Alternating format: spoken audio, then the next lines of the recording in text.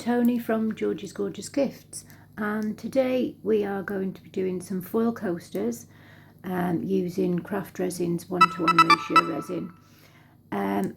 I had to split this into two parts because it was 32 minutes long start to finish, because I also show how to finish off and top coat coasters as well. So the second part will be of finishing and how to finish coasters. So we're going to start off with some foil and some alcohol inks. So we're going to get the foil and we are going to scrunch it up. So why I flattened it, I don't know, but we're going to scrunch it up and then carefully pull it back open. Now that will give it the different depth that you'll need for this. And it's easier to scrunch up before rather than after. So we're going to get the alcohol ink. So in this one I'm going to be just showing you how to use to do the foil. I have already got some made up. So I'm using some greens, some peacock blue and a yellow I think I used on this one. And I'm just literally pouring it onto the foil and then rubbing it in with my fingers. Now again, with the crinkles, you'll see that the pigment gathers on the top of that and then looks slightly different on the bits that are not crinkled. So I'm just adding some different colours in just to add a few layers and just dabbing it with my fingers, literally. So this is a bit messy, but that's what the gloves are for. So you can see the different colours starting to appear. So this is the peacock blue, just to give it a bit of contrast. So just put a few drops of this on and again rubbed it in with my fingers right to the edges and just keep dabbing it until I've got the right colours that I want.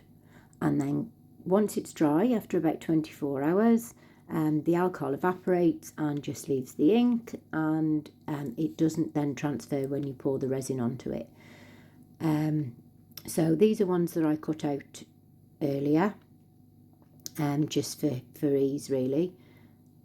So I didn't like the fact that there wasn't enough ink on the one side, so I did double these up so it was on both sides, like I've done in this one. So you can see it from both sides when it's finished. So I've got two green and two, I think I used purple and blue and a magenta for the other one. So I'm just giving my mould a quick wipe.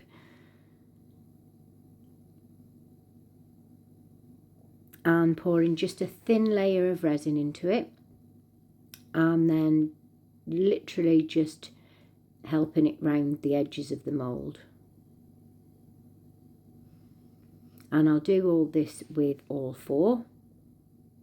And then we pop the foil into the coaster, get it to where we want it to be. Now this is why we only need a little bit, because if you put too much in, it will spill up and over the edges. Now you can see the resin is coming up over the edges slightly, but then I'm just trying to push it back into the mould on top of the foil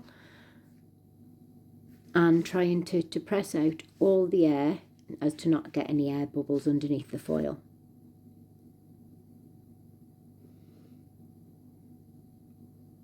And then I'm going to top up with the rest with the resin. Now I did leave a little gap between the top of the resin and the edge of the mould, purely because I wanted to do a video on how I finish and top coat items using latex rubber. So the second part of that will be uploaded after this one. So you can see I'm just topping up the one, and I'm doing exactly the same on all four. I should take a lot more care of my moulds really.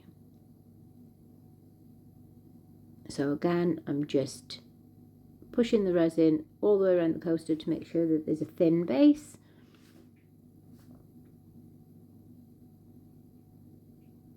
You can see on the side there that there is a coaster with tiny bits of the foil that when I cut the circles out, that's what was left. So I cut them into little shreds and I'm going to use them as confetti.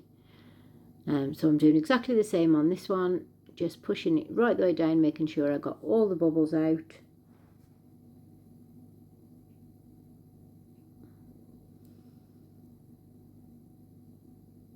And then topping it up with the resin.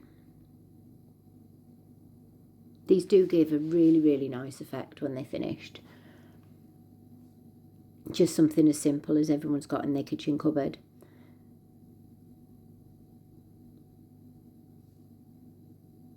So these are the ones that I doubled up because I didn't like the fact that there wasn't enough ink on both sides.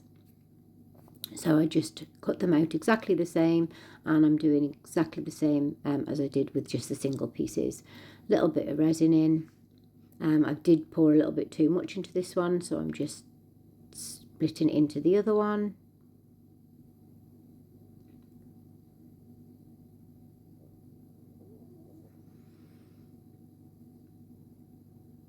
Making sure it's in all the right, well, I say edges, but it's a round mould, so it hasn't got edges.